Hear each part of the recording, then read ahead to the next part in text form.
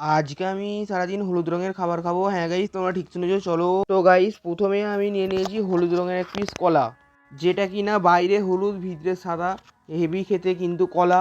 যাই হোক, চলো আমি কলা খাই। গাইস, কলা খাওয়া তো কমপ্লিট হয়ে গেছে ফাইনালি। চলো এবার দোকানের দিকে যাচ্ছি, দোকানে কি পাওয়া যায়। ফাইনালি গাইস দোকানে চলে এসেছি, এসে বলছি হলুদ আমের দুটো লয়েন দাও। তো আমের লয়েন দুটো নিয়ে বাড়িতে চলে এসেছি। 1 টাকা করে পিস নিয়েছে হলুদ লয়েন, দেখো গাইস। যাই হোক গাইস, লয়েনটা গালের মধ্যে পুড়ে দিয়ে ঘুগনি নিয়ে নিয়েছি। বাড়িতে ঘুগনি হয়েছিল, গরম গরম হলুদ হলুদ ঘুগনি।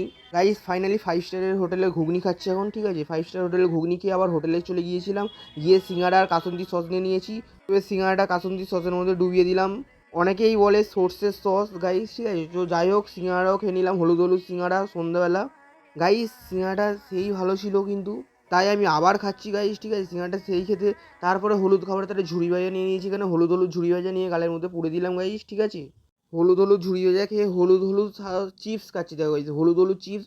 এই চিপসটা তোমরা কোনোদিন খাওনি আমি জানি, তোমরা না খেয়ে থাকলে দেখো, লাইক করো, কমেন্ট করো, শেয়ার করো। চলো বাই।